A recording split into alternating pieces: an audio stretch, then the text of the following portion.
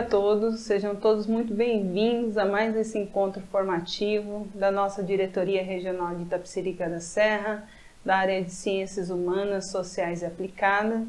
Desejo a todos um ótimo dia de formação e agradeço a todos que nos acompanham.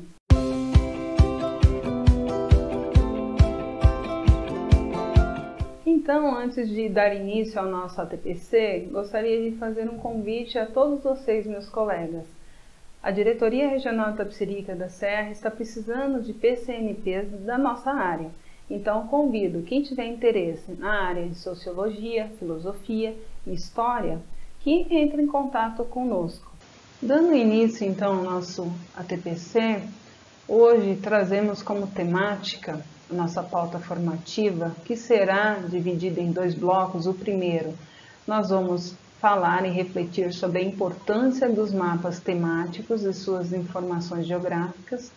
E no bloco 2, nós vamos trazer uma entrevista feita entre a PCNP Graciela, de Artes, e a professora e mestre em Educação Vera Lúcia Oliveira Ponciano. E para dar início, já trago para vocês a imagem que está ao lado, para a gente dar uma olhadinha e começar a refletir sobre esse mapa. E quais são os objetivos que nós vamos abordar?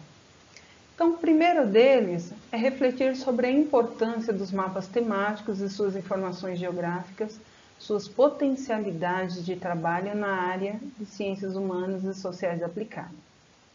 Promover a leitura e a elaboração de mapas temáticos, croquis e outras formas de representação para analisar informações geográficas de forma que contribua para o desenvolvimento de habilidades essenciais e socioemocionais, por meio da identificação das habilidades de suporte. Depois, reavaliar o processo de recuperação e aprofundamento, bem como o desenvolvimento das habilidades essenciais e de suportes elencadas para o quarto bimestre. Reapresentar a todos vocês o concurso de desenho da Agenda 2030 e os Objetivos de Desenvolvimento Sustentável, e reforçar a importância da participação dos estudantes nesse concurso. E por último, compreender as principais características da pedagogia da presença e refletir sobre os benefícios de práticas pedagógicas nelas alicerçadas. Como atividade de hoje, nós teremos: a primeira delas é apresentar os objetivos e as atividades dessa pauta. A segunda, como todo ATPC, um vídeo de sensibilização que irá conduzir o nosso olhar.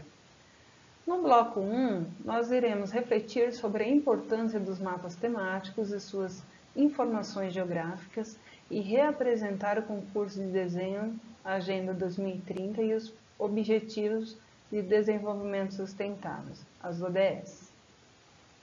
O bloco 2, aí eu vou trazer a participação riquíssima, de uma entrevista feita entre a PCNP Graciela e a professora, que é mestre e doutora Lúcia de Oliveira Ponciano, que irá falar um pouco sobre a pedagogia da presença. Ela vai enriquecer a nossa pauta com várias reflexões. A atividade 5, a sistematização, e a atividade 6, a avaliação e a lista de presença.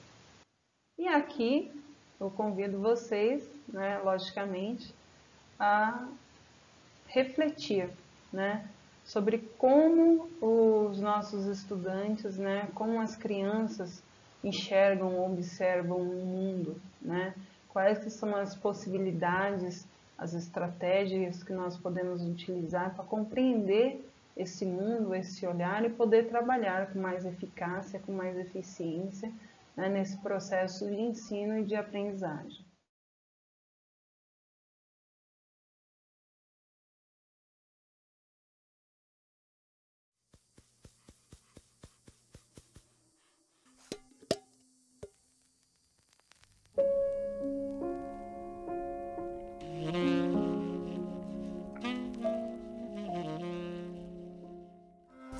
menino, mundo, mundo, menino, menino, mundo, mundo, menino, menino, mundo, mundo, menino, menino, mundo, mundo, menino, menino, mundo, mundo, menino, menino, mundo, mundo, menino, menino, mundo, mundo, menino, menino, mundo. Aí, selva de pedra, menino microscópico. O peito gela, onde o bem é utópico. É o novo tópico, meu bem.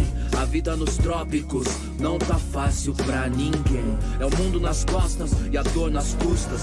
Filhas opostas, lado busca. Fumaça, buzinas e a busca. Faíscas na fogueira, bem de rua, chamusca.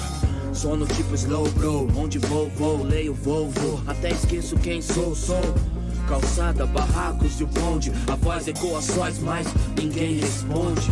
Miséria soa como pilhéria pra quem tem a barriga cheia, piada séria. Fadiga pra nós, pra eles férias. Morre esperança, e tudo isso aos olhos de uma criança. Gente, carro, vento, arma, roupa, posse aos olhos de uma criança.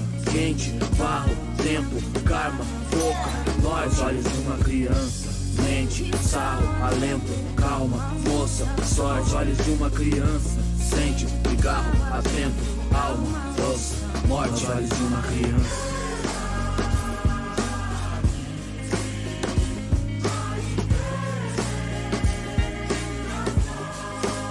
Aos olhos de uma criança.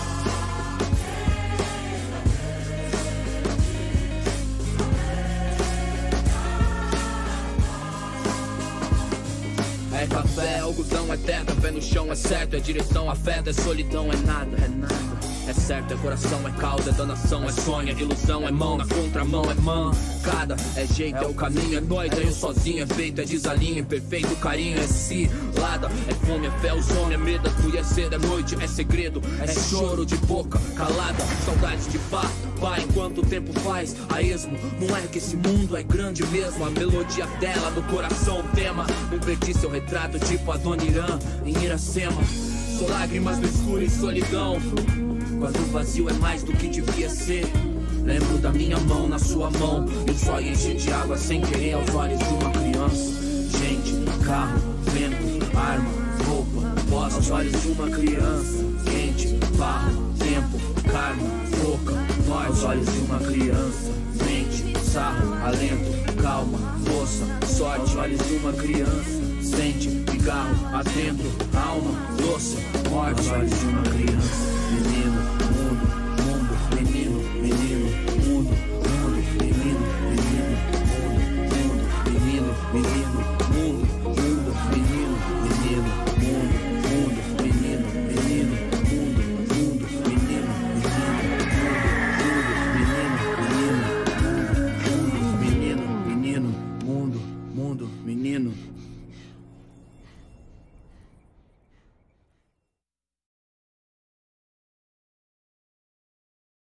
Eu espero que vocês tenham apreciado, né? E que todos tenham tido a percepção, né, de como uma criança pode olhar para o mundo, né? Como ela pode ressignificar as coisas, né? Eu espero que tenha sido um momento de muito aprendizado. Então agora nós vamos dar início ao bloco 1. Então, dando início aí à atividade 3 do bloco 1, eu convido vocês a refletir sobre a importância dos mapas temáticos, né? Por que os mapas temáticos são tão importantes para a área de ciências humanas e sociais aplicada, né? E não só para a disciplina de geografia, mas como a área num todo, né? E aí eu coloco algumas questões, né? Os mapas, eles são representações gráficas feitas, geralmente uma superfície plana, como o papel, né?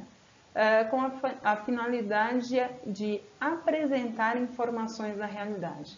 E aí já está um ponto crucial, né, de grande interesse. Ele deve representar a realidade com a maior riqueza de detalhe, né, e mais assertivo possível. Praticamente todas as características do espaço geográfico podem ser representadas em um mapa. Outro ponto crucial. Os cartógrafos, eles criaram os mapas que abordam temas que são muito específicos, dando origem aos mapas temáticos, né? E são eles mapas políticos, físicos, econômicos e históricos, né? E olha o tamanho do campo que nós podemos aí explorar junto com os nossos estudantes. Podem ser produzidos também por qualquer pessoa, né? A partir de suas necessidades de observações e respostas, né? O que eu preciso extrair do mapa, né? O que eu quero observar. E para mim os mapas, né? Uma parte muito importante é que os mapas podem ser afetivos, né? Acho que aí está uma grande oportunidade de trabalho, uma grande estratégia. Então, o que é, para que serve, como fazer, né? Todos nós, na nossa área, já temos uma dimensão, né, de como produzir um mapa, né? Nós trabalhamos com isso diariamente, como observar, como ler. Então, por que os mapas temáticos e afetivos podem ser tão importantes, né?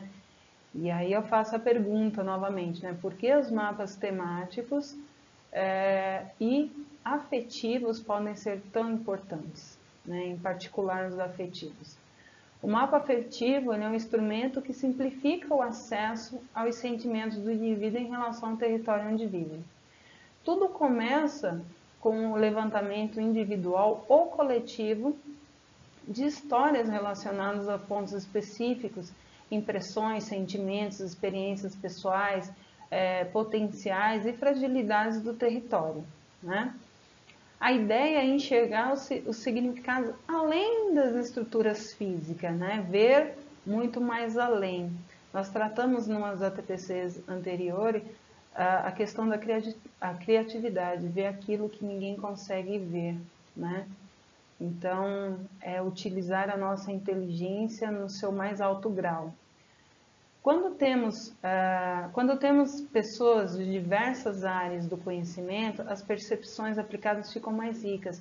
Então, produzir um mapa com pessoas de diversas visões, diversas áreas, fica muito mais rico, né? Também possibilita a mudança de percepção muito rapidamente. Às vezes nós temos uma percepção ou até um achismo sobre determinado, uma convicção, algo que foi construído, né, no decorrer do nosso desenvolvimento, do desenvolvimento do aluno, e aí de repente observando um mapa, né, temático mais critério, nós conseguimos mudar essa percepção muito rápido. Podem ser observadas também potencialidades e fragilidades para tomar decisões mais precisas. Então, esse é um recurso muito importante, principalmente para nós, né, que somos profissionais, adultos, né, quando nós olhamos para o estudante, para a criança, né, podemos utilizar essa temática, né, esse recurso como se fosse um grande divisor de águas, né, é muito rico. E no mapa podem ser impressos sentimentos e vivências, né? Então, acho que esse é o ponto-chave aí do mapa temático e também do afetivo, principalmente nesse momento de pandemia. Então, aqui eu trouxe para vocês um mapa mudo, né? E é engraçado esse nome mudo, né? O que ele quer dizer, né? Quando eu olho para ele, na verdade, a proposta é fazer com que vocês, como profissionais de cada disciplina ou profissionais de outras áreas que fora, né, da sua disciplina, né, o que eu preciso, o que eu quero ver nesse mapa, né, o que eu preciso enxergar nele, produzir, o que eu posso perguntar para ele, qual boa pergunta eu posso fazer para ele que ele me dê uma boa resposta.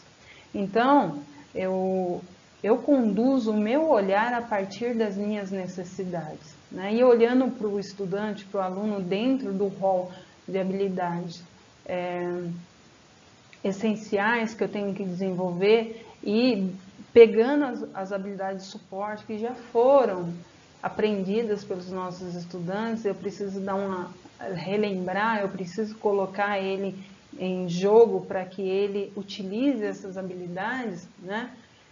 Quando eu olho, utilizo esse mapa mudo, né? Como eu posso trabalhar com ele, né? Então, o que você quer observar ou destacar no mundo, né? O que você precisa observar no mundo e para quê? O que precisamos mudar no mundo e por quê? O que precisamos expandir ou ampliar no mundo, né? Quando se fala de boas práticas, quando se fala de tecnologia, desenvolvimento, quando se fala da cultura de paz, né? Da própria pandemia mesmo, né? Da ajuda mútua entre países, né? O que eu quero, o que eu preciso, né? Disseminar, ampliar. E o que nós precisamos erradicar, extinguir? Algum lugar já conseguiu? Como eles conseguiram?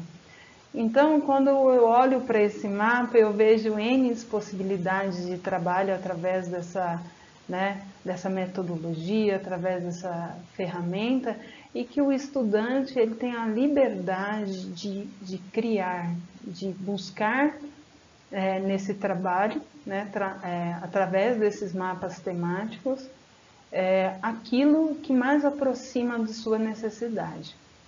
Né? E aí eu coloquei a pergunta mundo, né, referenciando a mundo, e coloquei um mapa do Brasil, justamente para a gente ter esse confronto, né, esse olhar, né? O que eu preciso olhar ou destacar ou verificar no mundo que eu posso trazer ou exportar do meu país, né? Como eu posso melhorar o meu país, né? Então fica aí essa reflexão para vocês. Novos olhares, outros sentimentos, ressignificação do mundo. É possível sempre, né? Ressignificar o mundo.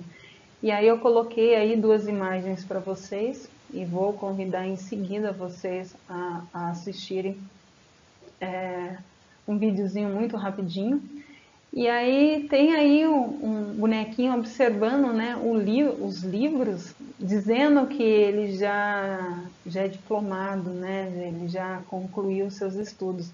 Mas será que tudo que nós vemos, né, pelos livros, tem uma forma de hoje verificarmos, né? Tem instrumentos, tem ferramentas, tem programas, tem N artifícios, né? Na verdade, N possibilidades que a tecnologia aí nos viabiliza para que nossos estudantes verifiquem se é isso mesmo e assim ele ressignificar, principalmente na questão dos projetos de vida, né?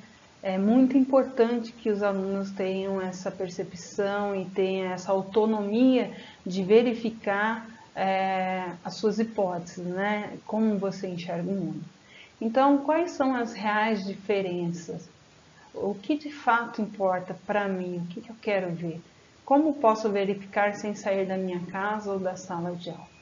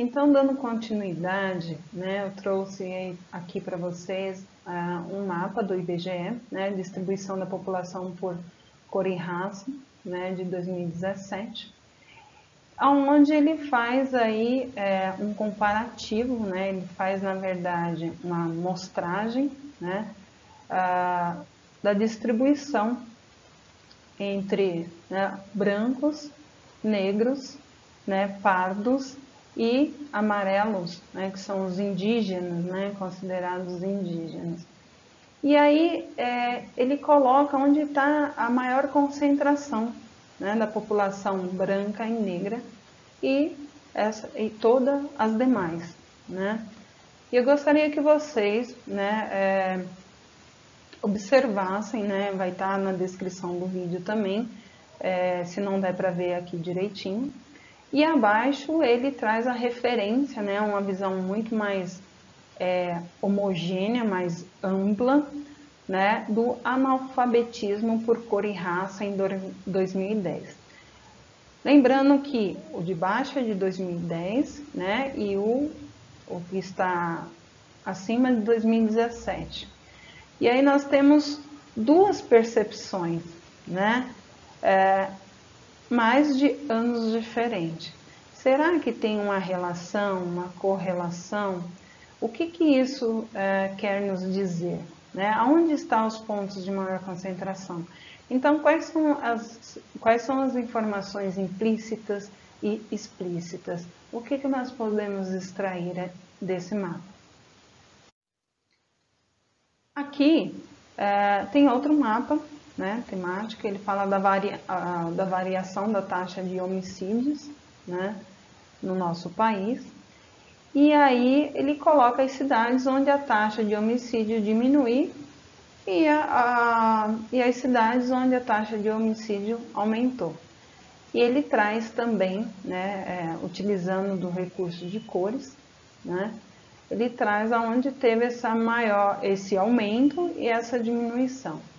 Então, quais são as informações implícitas e explícitas desse mapa? Como eu posso trabalhar? Como eu posso relacionar com o mapa lá atrás? Será que também eu posso relacionar essa temática, né, com o que nós estamos vivendo hoje, durante essa pandemia? Será que existe algum reflexo? Então, são perguntas, são questões que eu levanto, né, de como eu posso trabalhar com esses mapas temáticos. E agora, né, falando sobre olhares, sobre como trabalhar essas temáticas, né, desafios de novos olhares, soluções e inovação, né, eu vou trazer para vocês aqui um vídeo, né, compreendendo as dimensões do desenvolvimento sustentável, que ele vem falar justamente sobre o nosso presente e o nosso futuro, né? O que nós precisamos fazer até 2030, né? Quais são as grandes questões que nós precisamos resolver na sociedade mundial, para que nós possamos ter cada vez mais cultura de paz, que nós consigamos erradicar a pobreza, diminuir a desigualdade social e que nós consigamos ter um país onde todos tenham qualidade de vida, né? Que nós não temos mais pessoas passando fome ou necessidade. Então esse movimento ele começa dentro da nossa casa, ele começa dentro das escolas, das diretorias, das empresas, em todos os lugares, né? O pouco que se faz, hoje ele é muito, e sempre foi muito, né? Então, como nós precisamos olhar para o Brasil e para o mundo e desenvolver novas soluções e inovações? O segredo está na mão dos nossos estudantes, né? Está na capacidade da criatividade, do estímulo à inteligência, está tudo, o segredo está dentro dos nossos estudantes. Eles são presentes, serão futuro, né? Então, eu convido vocês agora a assistir, né, esse vídeo. E voltaremos em seguida. entendendo as dimensões do desenvolvimento sustentável. Ao adotar a Agenda 2030 e seus 17 objetivos, a comunidade mundial reafirmou seu compromisso com o desenvolvimento sustentável, a garantia de crescimento econômico sustentado e inclusivo, a inclusão social e a proteção ambiental, e de fazer isso de forma colaborativa e em paz. A Agenda 2030 é universal, transformadora e baseada em direitos. É um plano de ação ambicioso para países, organismos da ONU e todos os outros agentes de desenvolvimento. A agenda nos inspira a pensar criativamente sobre os desafios atuais da sustentabilidade, para desenvolver parcerias e tomar ações corretas. No coração da agenda estão 5 componentes principais: pessoas, prosperidade, paz, parcerias e planeta. Esses, por sua vez, sustentam 17 Objetivos de Desenvolvimento Sustentável e são aplicáveis a todos os países. A Agenda 2030 e seus Objetivos de Desenvolvimento Sustentável, ODS, não são somente itens de uma lista. Eles representam uma abordagem holística para entender e enfrentar problemas, levando-nos a fazer as perguntas corretas na hora certa. Para alcançar isso, nós devemos considerar os diversos desafios para compreender como se relacionam entre si e qual o impacto entre eles. Encontrar essas interdependências nos ajuda a chegar às causas raízes dos problemas e criar soluções de longo prazo. Então, como isso funciona? O desenvolvimento sustentável normalmente é visto como tendo 3 elementos principais: crescimento econômico, inclusão social e proteção ambiental. Mas é importante lembrar que essas não são simples categorias ou caixas. Elas estão relacionadas entre si e têm aspectos comuns. Por exemplo, um desafio de saúde como a tuberculose não é causado somente por um estilo de vida não saudável. Ele pode também ser influenciado por outros fatores como pobreza ou qualidade do ar. Para desenvolver essa abordagem ainda mais, 2 dimensões críticas que irão impulsionar a Agenda 2030 foram adotadas pelos Estados-membros: parcerias e paz. Parcerias fortalecem as capacidades de os participantes trabalharem em conjunto. Paz, justiça e instituições sólidas são essenciais para melhorias nos 3 elementos principais.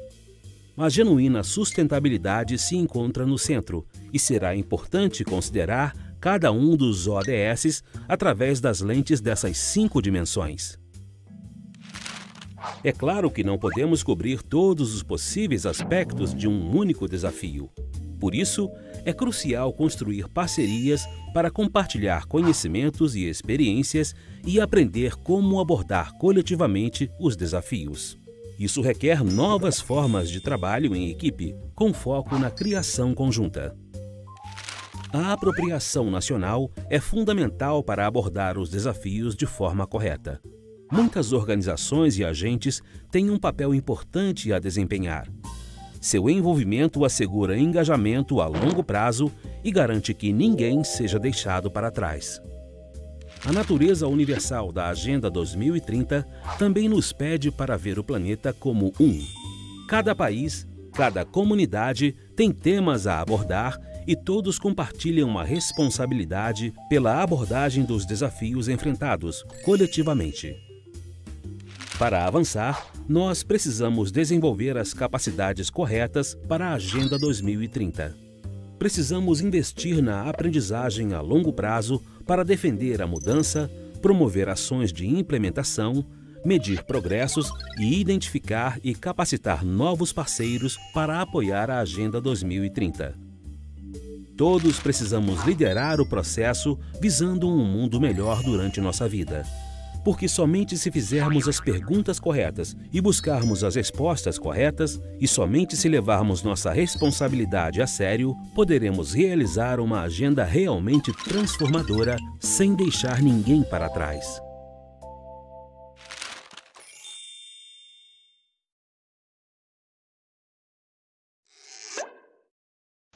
E dando continuidade aí a essa proposta, né? nós enviamos para as escolas, todas as escolas, né, o lançamento do concurso de desenho Agenda 2030, né, que é de grande importância para todas as nossas escolas, nossos estudantes. Então, como nós podemos trabalhar isso, né? Tem o link para vocês aí acessarem. Tem também na descrição do vídeo que vai estar todos os documentos necessários, né? Para vocês verificarem como que participa, qual que é o regulamento, né? As datas, o cronograma.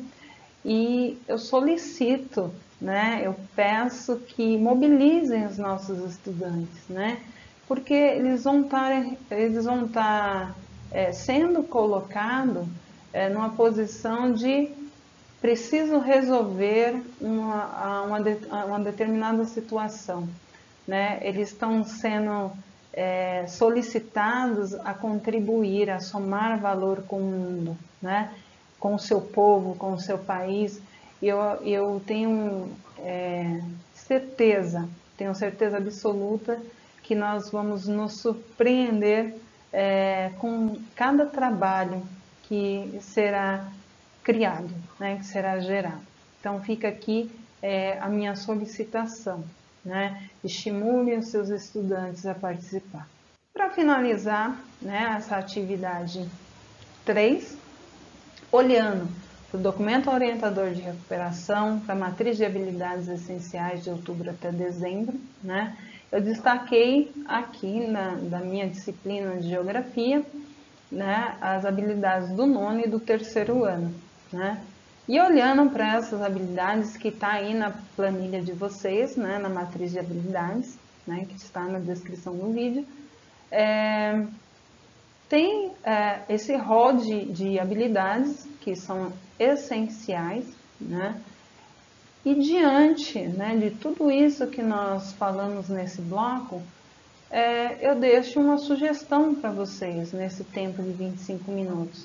Como podemos trabalhar, né, a aprendizagem, o ensino-aprendizagem dos nossos alunos baseado em projetos, que foi também uma sugestão, uma indicação, na verdade, do último TPC da EFAP, né, na semana que passou. Então, eu gostaria que nesse momento vocês, né, de modo virtual, vocês refletissem, vocês elaborassem, né, propostas de trabalho, estratégias de trabalho que possam desenvolver essas habilidades que são tão essenciais, né, olhando para as ODS, olhando por esse desafio que nós temos aí da Agenda 2030, tá? E logo em seguida aí nós voltamos para o bloco 2.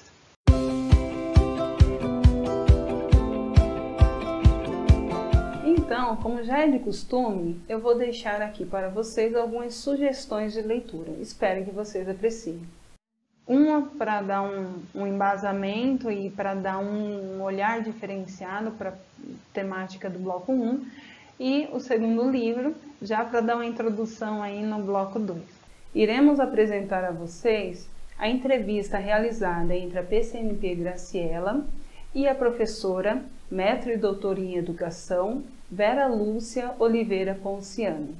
Ela que é mestre e doutora em educação e vai aqui fazer um bate-papo com a gente. Ela desenvolveu pesquisas abordando diversos temas, vou ler aqui para vocês.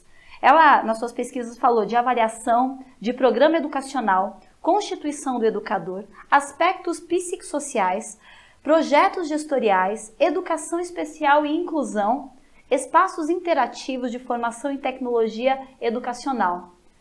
E hoje, para a nossa conversa, a proposta é falar de pedagogia da presença. Seja bem-vinda, professora Vera. E antes da gente começar a falar do tema específico, você pode contar um pouquinho para os professores que nos acompanham, um pouco da sua trajetória, de tudo que você fez e a sua história com a nossa diretoria de ensino? Vou contar, acho que um pouco anterior, a minha trajetória especificamente na diretoria de ensino, vou contar a minha trajetória, o porquê das questões que me fizeram ir para uma diretoria de ensino, mas muito antes, o porquê escolher ser professora, não é? Que eu acho que as narrativas são fundamentais na vida de todo mundo. E são as narrativas que nos fazem entender qual é o sentido da nossa profissão. Então, conto um pouquinho do meu memorial, porque eu primeiro iniciei um memorial, porque para eu entrar no doutorado eu precisava ter um memorial. Então, ele foi iniciado por uma questão de necessidade, mas quando eu comecei a escrevê-lo, eu percebi o quanto ele é importante na formação. E aí comecei, a partir desse momento, usar nas formações que eu fazia, não é? Entendendo que a narrativa da nossa história é que nos diz por que das nossas escolhas, e quando a gente perde algum sentido de algumas escolhas, a gente precisa retomar aquilo que nos fez sentido um dia para ver. Ainda faz sentido?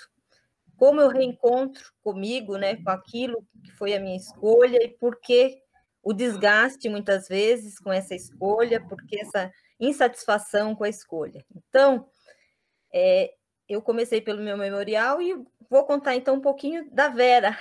A Vera curiosa, a Vera que gosta de descobrir.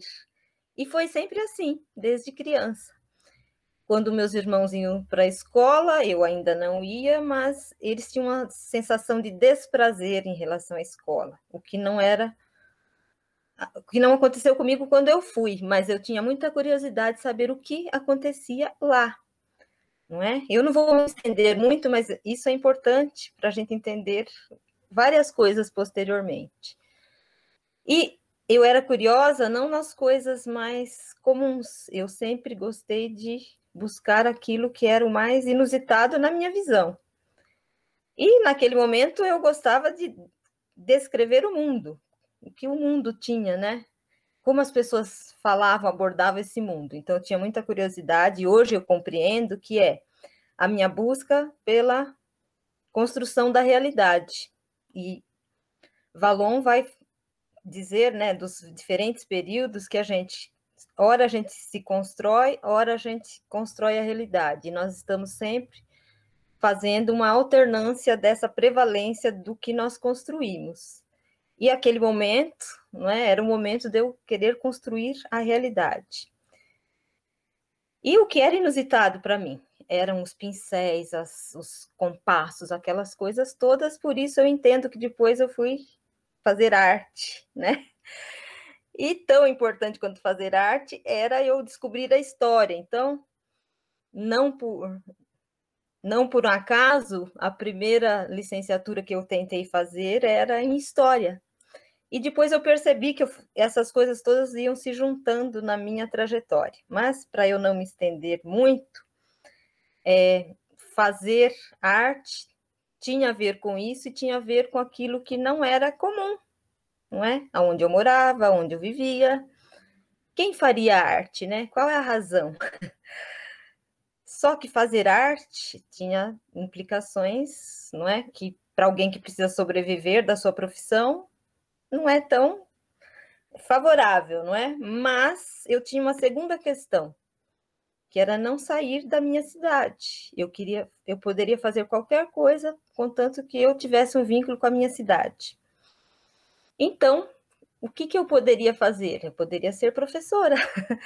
E a arte, então, se juntou a esse elemento aí da possibilidade de continuar na minha cidade. E por isso fui fazer educação artística na época, né? Não se chamava arte. E todas as minhas buscas foram em relação a isso, adentrando o universo da arte. Eu sempre gostei de estudar, porque para mim a descoberta e a relação com o conhecimento é desde sempre, lá do princípio. Eu sempre fiquei insatisfeita com as respostas que me davam num primeiro momento. Eu não queria só aquela me satisfazia num primeiro momento, mas aí eu precisava descobrir. Então, a minha busca e a minha continuidade nos estudos foi por isso. Eu fui fazer o mestrado e, olhem, não é coincidência. Hoje a gente entende que não é coincidência, mas Qual foi o título do meu mestrado? Por que os professores escolhem a profissão docente? Não é? Então, é por um acaso? Não, eu tinha uma curiosidade, eu tinha um projeto, enquanto eu já estava adentrando a direção da escola, que era promover a formação de professores. Então, eu queria saber por quê? Porque nós temos alguns autores que falam que o professor se constitui onde ele atua. Ele tem conhecimentos, não é? Em relação a conceitos, em relação a tudo isso, mas ele vai se constituir ali, naquele espaço, com os seus pares, com o seu contexto, não é? Então, foi por isso que eu fui buscar o mestrado. Mas antes disso, eu já tinha ido buscar algumas formações que era, vou contar a mais significativa, quando eu fui ser diretora de uma escola de primeira a quarta série, eu não sou pedagoga de início, né? A minha formação não é em pedagogia, a pedagogia veio depois de arte, e não fui nunca professora alfabetizadora, mas eu tinha um desafio na escola, que era com as crianças que não aprendiam. As crianças que não aprendiam eram ditas de deficientes mentais na época, né, que hoje a gente chama de intelectuais, mas eu não aceitava aquilo como resposta. Primeiro porque eu falei, mas como que eu posso dizer que é? Eu falei, mas as crianças aprendem. Se elas estão num espaço gostoso, elas aprendem. Se elas têm uma relação positiva, elas aprendem, elas são curiosas. E essa sensação de que a escola é que mata a curiosidade, ela fez-me buscar uma especialização dentro da área de deficientes intelectuais, nunca para atuar. Não que eu não quisesse trabalhar, mas eu tinha um outro direcionamento, mas eu precisava entender, eu precisava buscar respostas. Então, veja que toda a minha formação foi em busca de respostas. Essa relação com o conhecimento, essa narrativa eu conto no meu memorial, e fui diretora de escola muito jovem, né, aos 24 anos, e daí fui juntando com minhas outras formações. Eu entrei como diretora de escola numa escola agrupada chamada Estação da Aldeinha, que hoje, depois passou a ser Lenice Lopes Simeone, hoje ela é municipalizada. E lá, a minha indagação era, as crianças não são deficientes, mas eu também não tinha argumentos para dizer que não. E aí fui buscar essa especialização, e desde então eu, né, venho buscando tudo que me gera uma dúvida, eu vou buscar na academia. Então eu tenho uma relação com a academia por isso. Hoje eu parei meu pós-doutorado porque o tempo é insuficiente e as minhas buscas eu posso fazê-las sozinha agora, e não é o título que me interessava, nunca foi o título que me interessou, porque eu pouco usei os meus títulos, né? Mas, enfim, aí eu cheguei quando eu atuei na escola da Aldeinha, depois, por muito pouco tempo, eu fui também vice-diretora da Frederico Heller, e nesse período que eu estava como vice-diretora, eu fui para a diretoria ser supervisora. E na supervisão, eu trabalhei com a educação especial. E lá, uma das sagas, eu vou contar só as sagas, né? Não porque não dá tempo de contar tudo, era propiciar um curso de formação para os professores na área, né, da educação especial, porém, eu não queria que fosse um curso como os demais e queria que o professor tivesse espaço para ele estudar da forma com que ele entendia. Só que nós não tínhamos na época ferramentas, nem nada disso que nós temos hoje, não é?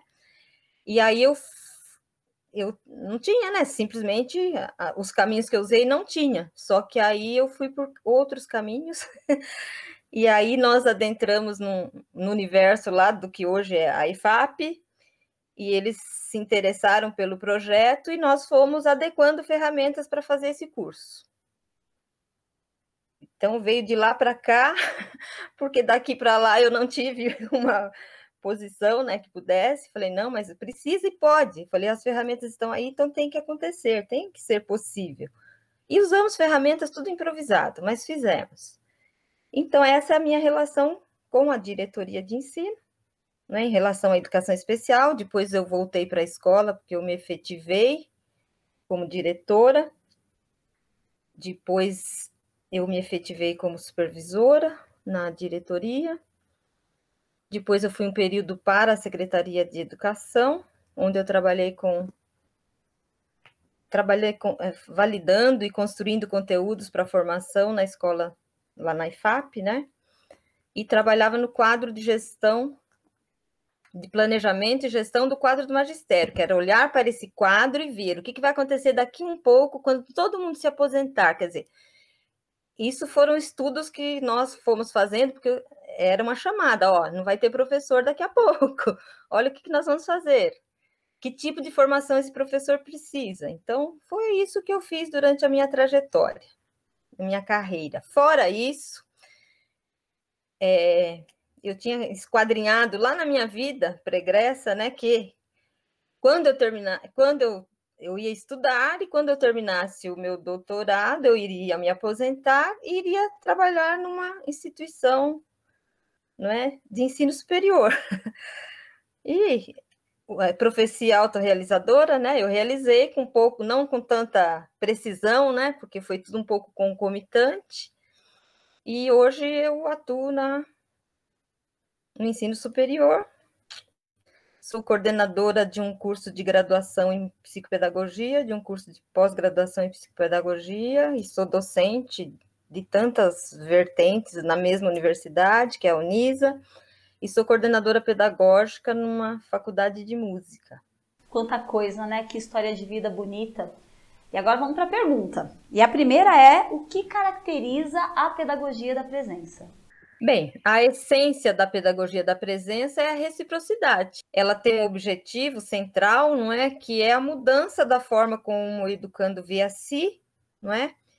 E como ele vê o outro.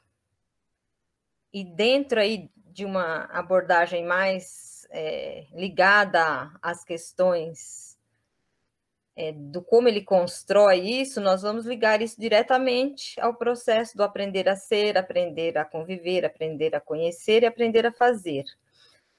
Ele está ligado a esses 4 pilares de uma forma, eu entendo, um pouco reducionista, mas é muito mais que isso, porque ele faz parte de um conceito, né, de que é preciso estar com o outro. Eu só me construo com o outro, eu tenho a questão da alteridade, a minha construção não é individual, tanto que nós não somos seres individuais, nós somos seres sociais, nós só nos constituímos como humanos se nós estivermos entre humanos, só que nós vamos destituindo, né, esse humano ao longo do nosso processo.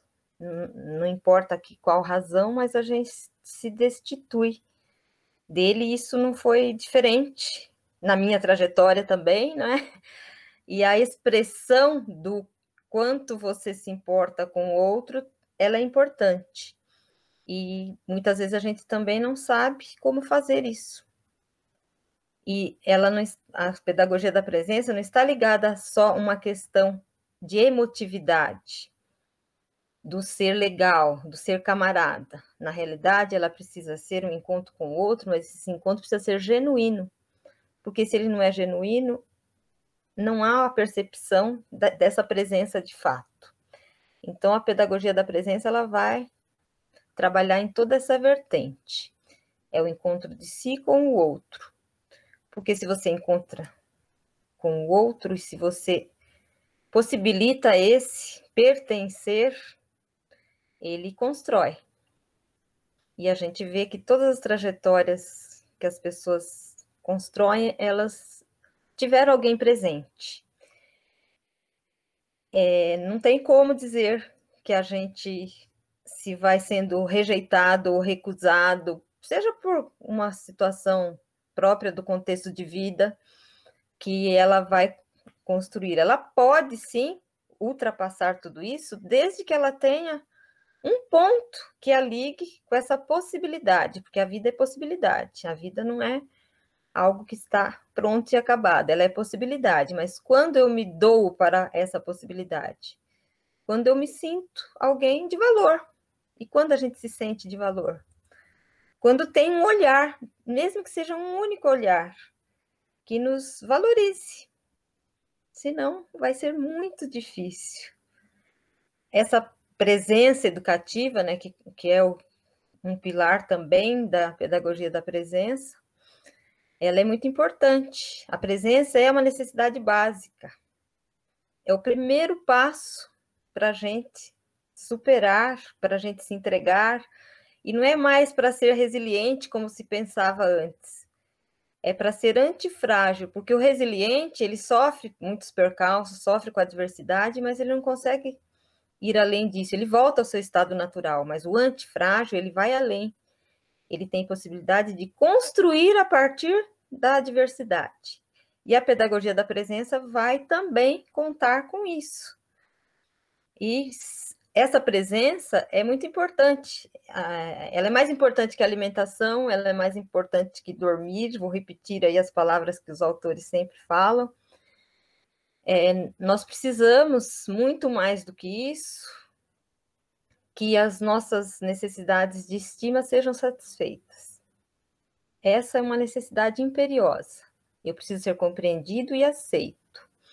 Isso não significa que nós vamos deixar como está, mas eu preciso ter esse encontro, porque só tendo esse encontro eu vou dar o passo seguinte, que é a pessoa acreditar nas possibilidades. E isso faz com que haja necessidade de respeito, troca, reciprocidade, que é o pilar fundamental da pedagogia da presença. E, na realidade, os autores falam que é uma troca de pequenos nadas. E por que eles falam desses pequenos nadas? Porque não é preciso algo imperioso, algo, né, estrondoso. É um olhar, um sorriso, uma atenção, até uma situação que você cobra daquela pessoa, mas não de uma maneira agressiva, algo, significa que ela existe. Então, essa existência é fundamental, e depois dela se sentir, né, que ela tem uma existência, dela sentir que ela tem uma existência, o fundamental é ela sentir que ela pertence a este mundo. Não é? Esse mundo está aí, ele é dela também, ela também tem direito a este mundo. Só que para trabalhar dentro da pedagogia da presença, dentro não é bem o termo, mas trabalhar nesse aporte da pedagogia da presença, eu preciso garantir experiências para que esse ser se construa. Aí vocês vão me dizer, mas ele já teve uma vivência que pode ele não, né, não tenha nenhuma construção positiva. Não importa. No momento que ele... Porque eu preciso de uma pessoa em um momento da minha vida. Não importa em que momento ele vai encontrar essa pessoa precisa garantir que existam experiências de diálogo, de respeito, de atenção, porque só aí ela vai poder encontrar consigo e com o outro. Então, a pedagogia da presença, ela vai defender isso. Como que eu faço para que isso aconteça? Como que eu faço com que esse encontro aconteça? Eu preciso valorizar o contexto que esse aluno vive. Ele tem um contexto geográfico, ele tem um contexto histórico, e ele está ali na sua presença. Esse contexto histórico, esse contexto geográfico de pertencimento dele precisa ser reconhecido. Então, ele não pode se sentir estrangeiro e dizer que tudo aquilo que é a vida dele não serve para nada. Então, é mais ou menos assim. É abrir espaço, né? Para que o próprio educando consiga tornar-se presente também, que ele consiga valorizar aquilo que ele tem, não importa o que ele tem, porque nós não estamos dizendo aqui que é isso ou aquilo que tem valor, mas é o que ele tem, é aquilo que ele traz, é o pertencimento que lhe coube nessa vida, não é? ele precisa querer ser, não é? A pedagogia da presença vai trabalhar também nessa direção. Ele precisa ter o compromisso com ele e com os outros, porque a construção se faz coletivamente, né? Se faz na troca, se faz na partilha. E a segunda pergunta é: quais são as percepções que esses importantes teóricos da educação trazem sobre a pedagogia da presença? Quem mais fala aqui no Brasil é Antônio Carlos Gomes da Costa. Mas eu acho que o que ele fala, e ele tem uma experiência socioeducativa, não é? Mas o que ele fala está colocado já em muitos outros autores. E para que a gente realmente fortaleça uma pedagogia da presença, a gente tem que ter mais do que esses aportes. A gente tem que trazer Vallon, que é essa construção que eu já também falei lá quando falei da minha própria trajetória, que é a construção do eu, a construção do real. Nós fazemos essa alternância na nossa vida, e se eu não construo esse eu, não há como construir a realidade, porque a construção objetiva, ela é ancorada na subjetiva e vice-versa. Compreender a tríade funcional da aprendizagem, que hoje nós compreendemos que a cognição, ela está ancorada também numa tríade, numa dinâmica, né? Na realidade, é uma dinâmica composta por uma tríade, que é entender que a cognição, a conação e a execução, que são as funções conativas, as funções executivas e as funções cognitivas, elas estão atreladas à potencialização de tudo isso. Porém, o que é esquecido na escola? Essa função conativa. Essa função conativa tem a ver com a expectativa, o valor e a afetividade. Então, quer dizer, se eu não tenho um valor pelo que eu faço, algo, se eu não tenho uma expectativa, que é traçar, né, um projeto, aí se a gente fizer uma correlação, a tríade não vai falar disso, mas dá para a gente fazer essa correlação, eu posso ter meu intelecto preservado, todas as estruturas intelectuais, cognitivas, se fosse possível tê-las todas preservadas, sem essa conação, tudo isso vai para baixo, porque há uma dinâmica aí que, se eu não elevar todas serão rebaixadas. Então, eu preciso trabalhar nessa dimensão. Temos também aí os autores que vão falar da construção do eu, né, que são muitos, e aí nem vou citá-los todos os socio-interacionistas, eles vão falar nessa perspectiva. E temos também aquilo que eu tenho desenvolvido aí, me questionado e tentando pensar sobre, que é a estética da sensibilidade. E essa estética da sensibilidade é o que nos liga ao eu, ao outro, que é fazer um encontro, né, entre o estético, entre o dever, não é? Entre aquilo que é o fazer, então são os fazeres, são os nossos deveres, são a criação, né, que está dentro do estético. Então, isso é muito importante também que seja colocado. Então, nós temos toda essa perspectiva aí dos autores da psicologia, dos autores da neurociência, falando sobre tudo isso. E agora, muito recentemente, é claro, as empresas descobriram que, se você tiver uma pessoa inteira, ela será muito mais produtiva, muito mais criativa. Não que ele esteja interessado necessariamente na pessoa, mas nós podemos usar, né, essa brecha para desenvolver a pessoa que nós queremos. Então, tem o Mindfulness, uma série de outros elementos aí, de ferramentas, que fazem com que a pessoa também se aproxime desse universo, que ele não só reaja ao que o universo coloca para ele, mas que ele seja o protagonista, e mais do que protagonista, ser proativo, é importante ser criativo, e por isso que a arte, não é? A estética, ela tem função fundamental para a gente entrar em contato com o nosso eu. Então, tem muita abordagem, são muitas abordagens que contribuem para a gente compreender a pedagogia da presença. Ficar só nela mesmo vai ser muito reduzido a nossa possibilidade de compreender esse todo maior que se envolve. Então, traz a neurociência, traz a psicologia, traz a Gestalt, traz uma série de elementos, traz a fenomenologia e diferentes aportes teóricos, e a narrativa é fundamental. A narrativa é uma ferramenta fundamental, porque ela faz com que a gente entre em contato com todos esses elementos de construção do ser e do contato com o outro, e com o objeto de conhecimento, né, que a escola tem esse imperativo, né, com o objeto de conhecimento, e ele não está fora também. Muito bom mesmo, professora Vera. E agora, a última pergunta é um desafio, e ela é a seguinte: de forma prática e pensando no distanciamento social, como se fazer presente na vida dos estudantes? A presença é traçar um diálogo. Qual esse diálogo? É o contexto geográfico, o contexto histórico que vai dizer. Lembra que... E também vamos pensar nos pequenos nadas. São pequenos nadas que podem construir essa ponte. O que é importante nessa ponte? Que haja diálogo. Só que precisa ser um diálogo genuíno. Eu não posso forçar isso, não é? Porque se você forçar, fica transparece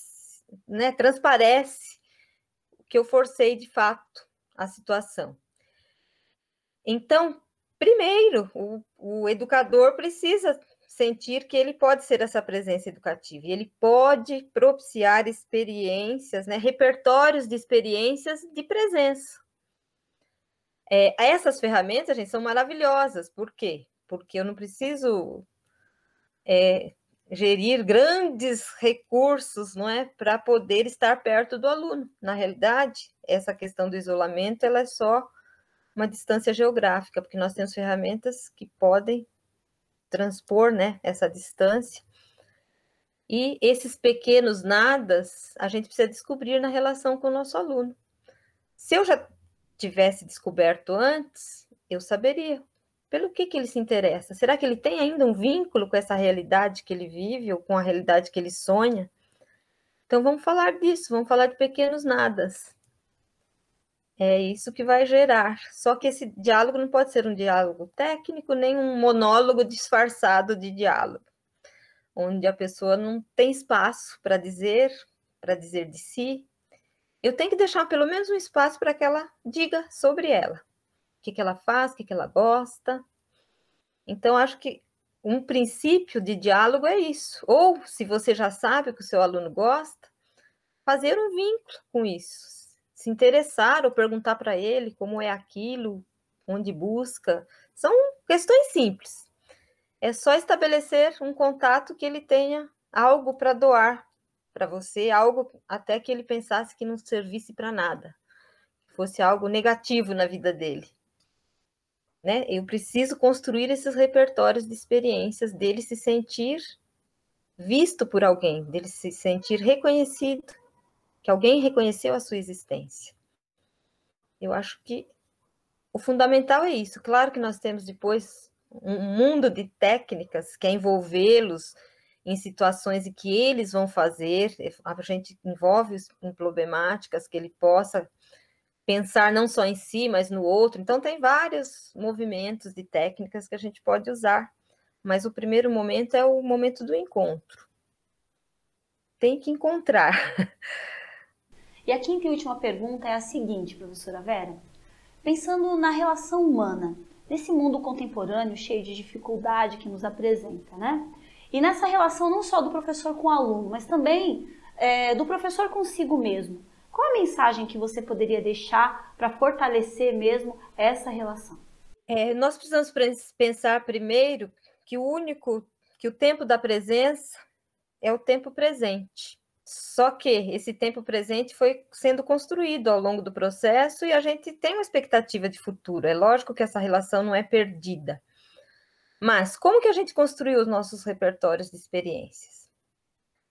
Será que nós construímos baseado no fazer ou no ter? Porque se nós construímos, nós estamos vivendo um mundo que, se a gente pensar numa catástrofe, se a gente não tiver mais esse fazer, e se a gente não tiver mais as coisas que nós temos, e aí? Eu deixo de existir? Então, eu preciso, e é preciso construir no aluno também isso, e é por isso que essa pedagogia da presença vem com força total. Eu preciso essa construção do ser. Porque se eu sou, não importa que eu deixe de fazer alguma coisa, não importa que a minha vida vire do avesso, não que não importe nada, mas ela não vai me destruir enquanto pessoa, enquanto ser, enquanto eu. Então é preciso fortalecer esse eu. E nós temos aí uma vida inteira para que isso não aconteça. O repertório da nossa sociedade, inclusive nas famílias, nenhuma família pensa em fazer isso que faz com que a gente não construa um eu fortalecido, mas acaba acontecendo.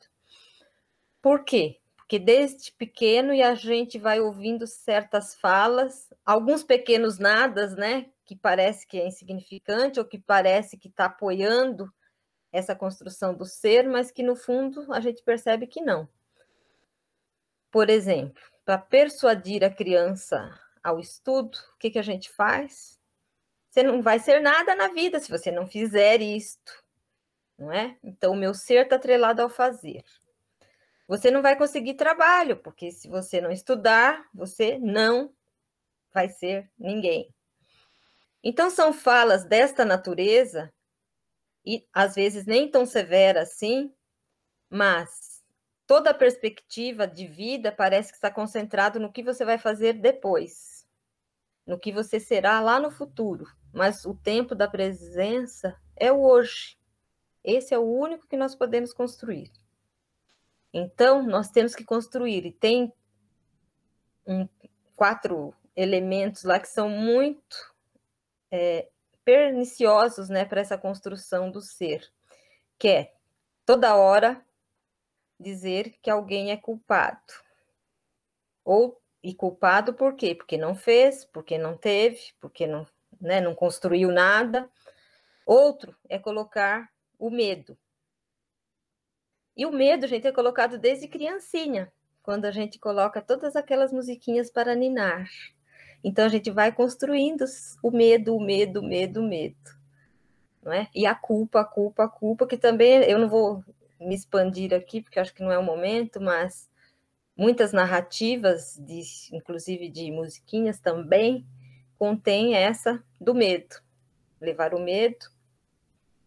Então, é a culpa, é o medo, não é? Que são 2 imprescindíveis, né, para a gente pensar, mas nós temos mais outros 2 elementos que também entram nessa história aí, nessa quadrilogia. A crítica. Se a pessoa fez num momento que ela não era tão hábil para aquilo, eu logo critico, ao invés de apoiar o que ela fez como positivo para trazê-la para construir algo melhor. Ou muitas vezes a agressão. E essa trilogia, essa quadrilogia, na realidade, ela passa despercebida por nós. E não me isento disso também no percurso.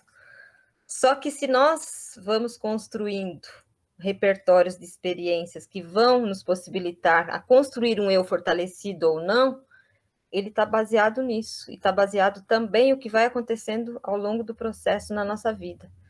Quanto de amor que nós recebemos, quanto falta de amor ou quanto desamor. Só que nem tudo está perdido, gente. Não é porque a pessoa teve uma vivência na adversidade que ela está morta para sempre, não é? Por quê? Porque o momento da presença é o hoje. É hoje. E por que os educadores precisam pensar no ser? Ele precisa construir o seu ser, porque senão ele não consegue o encontro com o outro. Essa é a nossa trajetória de vida. Essa construção, ela nunca estará pronta, mas nós precisamos alicerçar nossa vida no ser. Porque todas as outras coisas são efêmeras. Até a nossa vida é efêmera, mas enquanto a gente estiver vivo, ela é algo concreto. Mas o fazer e o ter, não. São coisas que nós podemos deixar, né, de fazer e deixar de ter. E nós não podemos nos destruir porque nós deixamos de fazer.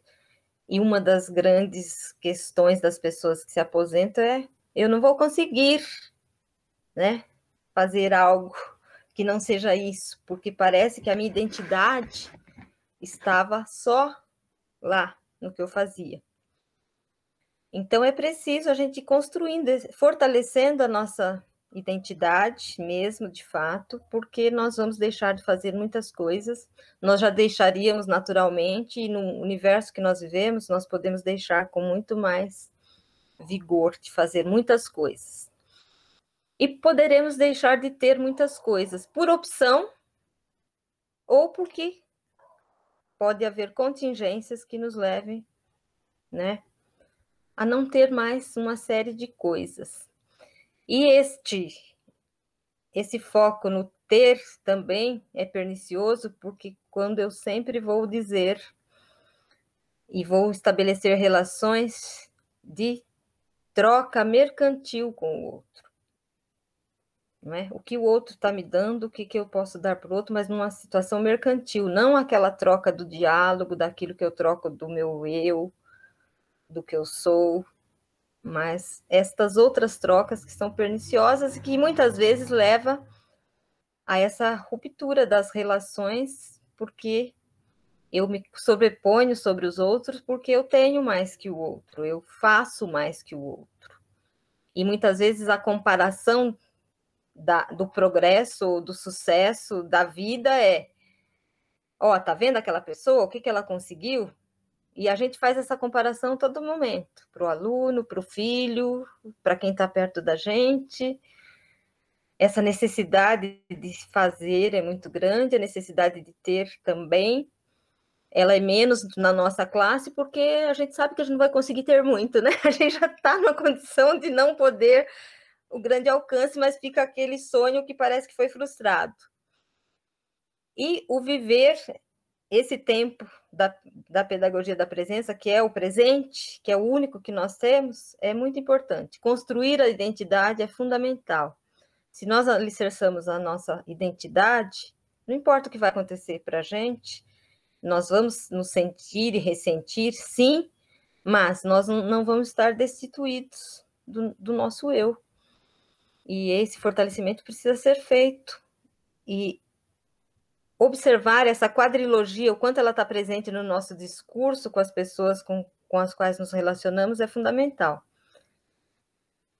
Porque senão a gente só estabelece relações onde a gente culpa, a gente critica, a gente coloca medo e a gente agride. Por quê? Porque eu não reconheço o valor do outro, eu não reconheço quais são os valores que são importantes para ele, que pode ser muito diferente dos meus.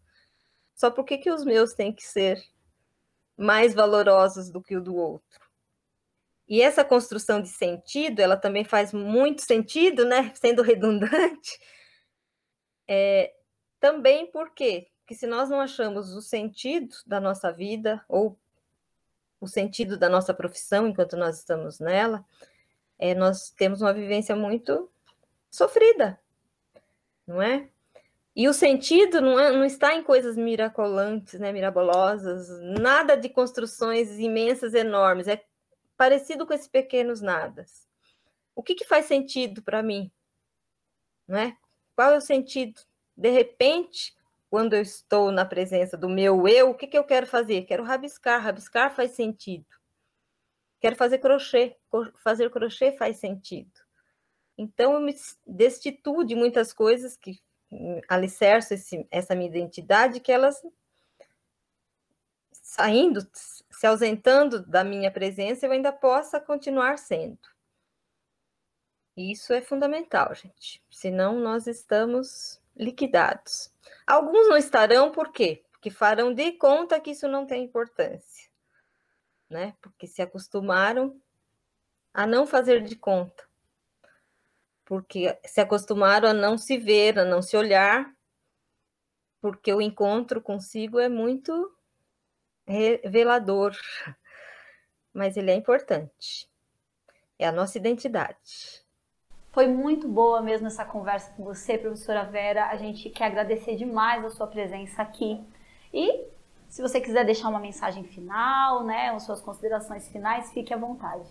Bem, eu vou só aqui trazer uma das falas, não é? Que envolve tudo isso que eu falei.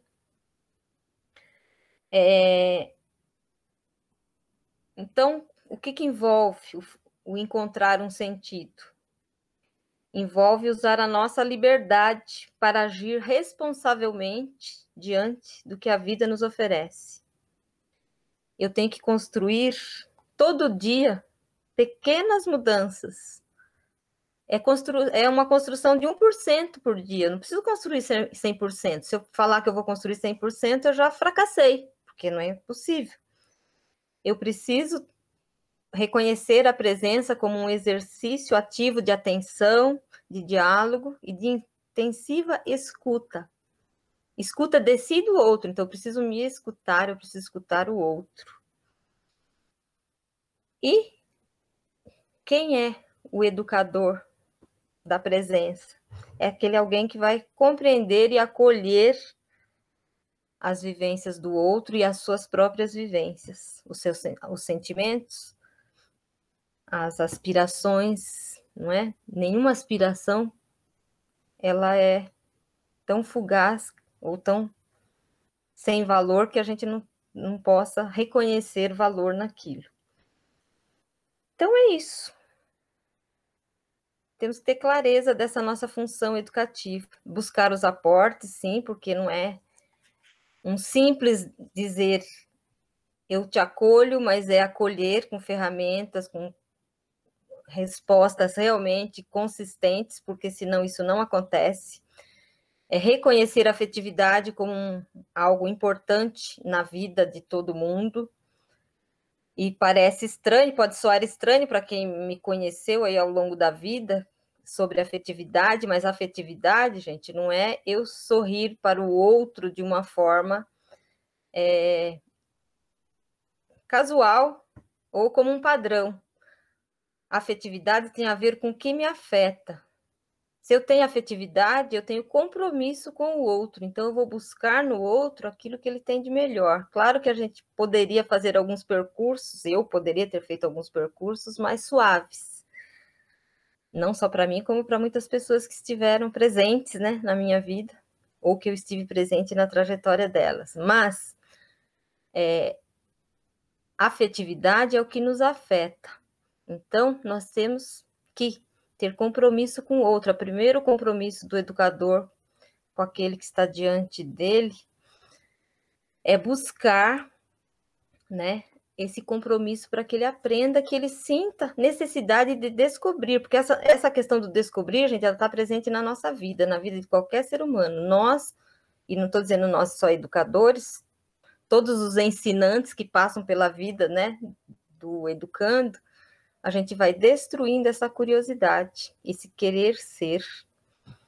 E isso é que prejudica, inclusive, aquilo que nós damos tanto valor, que é a aprendizagem acadêmica. E como eu já disse, vou repetir e vou ser redundante, eu só consigo aprender se eu entender que eu tenho valor, porque se eu tenho valor, eu vejo necessidade em algo que está fora de mim. Se não, eu não vejo nenhuma necessidade, aliás, eu não vejo nem necessidade na minha própria existência. E aí, para que a gente eleve esse cognitivo, eu tenho que elevar as funções conativas, que envolve a afetividade, que envolve o valor, que envolve a expectativa. Então, sejam presentes na vida das pessoas e vejam, faça aí um memorial e vejam quais são as pessoas que estiveram presentes na vida de vocês e que fizeram com que vocês fizessem escolhas, que vocês tivessem um percurso de vida, uma trajetória de vida, uma trajetória profissional. E voltem a elas, digam o quanto elas foram importantes para vocês, porque elas podem também estar sentindo a insignificância da existência delas. Vamos saber Quem construiu essa identidade forte? Não é? Então, digam sempre, gente, o diálogo e a perspectiva de mostrar para o outro quanto ele é importante é fundamental. Então, sejam presentes na vida de todos os que se fizeram presentes na vida de vocês. Esse é o meu recado final. Obrigada por tudo, pela oportunidade. Então, gostaria de agradecer a minha colega de trabalho, a PCNP Graciela, que sempre enriquece a nossa pauta, e a professora, né, Vera Lúcia, que vem enriquecer cada vez mais, que nos faz refletir sobre o que é estar presente na vida do outro, o que é ser presente, né, e o que a pedagogia da presença nos traz, né. Então, eu deixo aqui o meu abraço, o meu agradecimento por esse momento de reflexão e eu espero que todos tenham apreciado esse momento. Então, vamos aí à atividade 4, né, fazer uma breve sistematização, né. O bloco 1, ele foi proposto a vocês para refletir sobre a importância, né, dos mapas temáticos e as informações geográficas contidas nele, né? Como nós podemos trabalhar com esses mapas, como nós podemos observar o olhar dos nossos alunos, trazer o mapa como um fator de levantamento de emoções, de necessidades, de aproximação, de interesse, de criatividade, né? Como nós podemos trabalhar o mapa para que o aluno ele olhe o mundo de uma outra forma, né? Não descartando os seus olhares, tudo aquilo que ele já aprendeu, né? Todas as habilidades que ele aprendeu tanto na escola, quanto na família, quanto no seu decorrer, no seu trajeto de vida, mas que ele possa também ressignificar, colocar à prova, né? Colocar de encontro os seus outros conhecimentos, né? Que ele possa ressignificar isso, né? Então, o mapa temático, assim como o mapa mental que foi tanto abordado, né? São estratégias que estimulam a criatividade, que estimulam os novos olhares, né? A nova forma do aluno enxergar e colocar à prova, né? As suas dúvidas, as suas crenças, né? Os seus crer. Então, é uma outra forma de olhar o mundo. E o bloco 2, espero que vocês tenham refletido muito, que vocês tenham apreciado. Novamente, deixo aqui o meu obrigado à minha colega Graciela, a professora Vera Lúcia, que veio aí enriquecer e nos levar a uma outra dimensão, né, a colocar em xeque, em prova a nossa caminhada também e ver o que nós precisamos mudar, o que nós podemos permanecer, aperfeiçoar, como eu posso olhar para o outro profissional e tirar na sua experiência aquilo que mais agrega valor ao meu trabalho, né? E o que é de fato ser presente, né, na vida do outro, estar presente no processo, né? Quais são essas características, o que eu preciso evoluir como profissional, como pessoa, né? Quais os aspectos aí que nós precisamos ter uma maior atenção, né, para ajudar a desenvolver isso nos nossos estudantes também. Agora chegamos ao final de mais um ATPC formativo. Gostaria de agradecer a todos pela participação, deixar aqui o meu abraço a todos os meus colegas de trabalho e solicitar que preencham, né, como todo final de ATPC, a avaliação e a lista de presença. Então, até a próxima.